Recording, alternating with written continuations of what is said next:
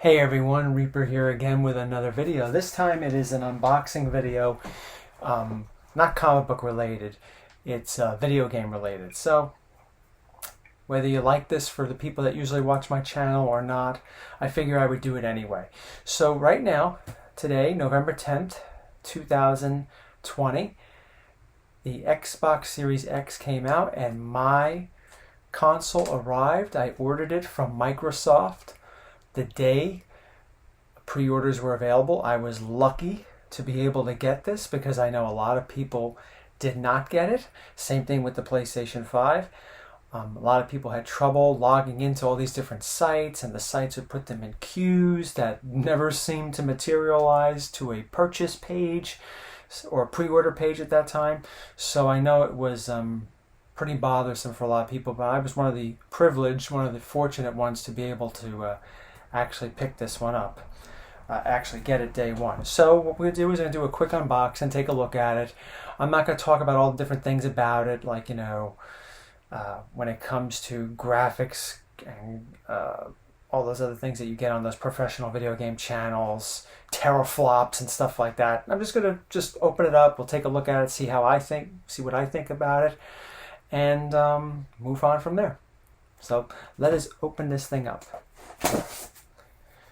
I said this came late this morning from Microsoft. I know a lot of people were talking about their Amazon pre-orders were delayed until the end of the year. So if you're one of those people, then you're watching. I'm sorry to hear that. That's a big bummer.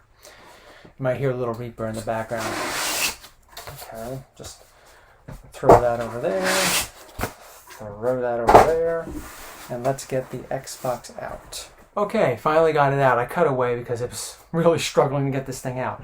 But even the box, it says right here, on Microsoft. So I thought that was pretty cool that they have their own boxes. So let me change the focus, less on my face, more on the actual box. So the box is pretty cool, you know, looking at it. It shows the top of the Xbox. And the side has the Xbox again, and the back has, I guess this is supposed to be Halo Infinite, which I believe was delayed, so whatever. I mean, I like Halo, but I was never really that big of a fan. So let's open this thing up. Open it. It's a little, see if I can make this, there we go. It's a little, and it's on both sides actually. It's on this side too. So let's see here. I guess we just, oh. Huh. Just comes right off like that without actually tearing the box. That's pretty cool. You know? Not bad. Okay, everyone, I'm back. There was 4 of these pieces throughout different corners of the box, and you could just pull them off. Actually, I was very careful with the first one because I was afraid it was going to tear the box. You know, for those of you that, you know, where that matters. But for the last 2, I was like, I just ripped it off, and it comes right off. It doesn't do any damage to the box. So I thought that was, you know, pretty cool. Okay, so it's ready to be opened. I realize it opens this way. So let's take a look inside. Let me lower the camera for you. Wow. I like the way this thing opens. Isn't that so cool? So here is the actual system. It has some tape. Opens up like this. Pretty cool.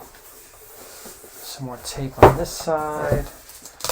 I personally, here we are. Before we get to that, let me just open it up. All right, look at this. And here it is. The Xbox Series X.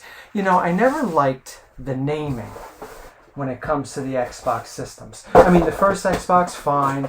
I was a little puzzled. And here's the, I assume where the controllers and the wires are. I'll talk as I open this up more. I never liked how the second one was called the Xbox 360. I didn't get it. I mean, 360, doesn't that mean you go around in a circle and you end up right back where you started? So I never understood why they did that. HDMI cable, cord to the wall. I noticed so far I don't think there's a brick with this, instructions, all that stuff. But then they came out with the other one called the Xbox, and I think there are more instructions in here. I'm just not going to go over that. Called the Xbox One, and with the third version of the Xbox series, and I just didn't get it. Why didn't they come up with something else? And then you have this one, the Xbox Series X. I like Xbox, but I really don't like their naming system. Maybe PlayStation. I like PlayStation better because it's PlayStation 1, 2, 3, 4, 5. It's simple, maybe not as creative, but pretty cool. Okay, here's the controller.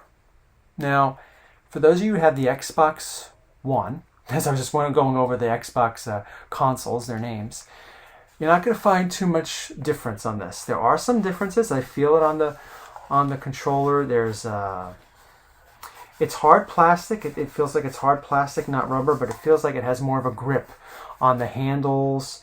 It has grip on the sides. I think the original controller had that too. It has a share button for those of you that want to share clips of your games or streaming or whatever.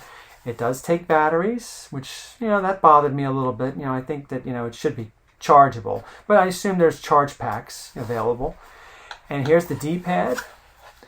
As you may have watched in other videos, it's very much like the Elite. I like the Elite. I think the Xbox Elite controller, which can be used with this, okay, Xbox One controllers can be used with the Xbox Series X, and I'm going to continue to use my Elite. But I think that the Elite is the best controller out there. But I heard that the PlayStation 5 controller is really good. But you're not going to find too much of a difference with this. It comes with batteries. Right here, it comes with the batteries. So that's pretty cool. So you're not going to find too much of a difference between the Xbox One and the Xbox Series X controller. But there are subtle differences, like I mentioned. They're again with the grips on the sides and the grips on the triggers. I've always liked the Xbox triggers better than the PlayStation triggers. So, but the D-pad feels excellent. Like I said, very much like the Elite, and the Elite had the best D-pad ever, I think. And it's nice that they kept pretty much the same design for this one. But unlike the Elite, the actual analogs and other things can't come off. It's still your standard Xbox Series X controller. And that's pretty much it. I mean, there are other things, of course. Like I said, I'm not going to get into all the different things you could put into it. Right here is where you could add extra memory. I think the extra memory costs about an extra $200, but it's probably going to be very well worth it. And all these other ports. And other things that I've heard that I'm not going to go over in this video. I heard that the Xbox One is Series X right here is super fast. It loads things much faster than your Xbox One, which is great. It's backwards compatible, which was a big bonus for me. Here's the vent. You can see the green in the center, and it has some rubber things over here so that you could actually lay it down like this. I always like to keep things up almost like a computer tower, desktop tower of old, or maybe even now. I don't know. I haven't had a desktop in years, but this is it. This is the Xbox Series X. Looking pretty cool. Looking to try a couple of games, and like I said, I like the look of it. I do. I like it. It looks almost like the Monolith from 2001. And I know there's been a lot of memes on the internet about that. That's fine. I like the look of it. It's something different. And it's looking to be, from what I've heard, it's a pretty cool system from what I've been hearing in reviews. So I'm looking forward to putting this thing on and getting some games going. That's it for the video. Thank you for tuning in. Hopefully, for those of you that were able to get your Xbox Series X's, or hopefully going to be getting your PS5s, if you get them, make a video. Let's share it. It's not just comic books, right? Take care, everyone. So long.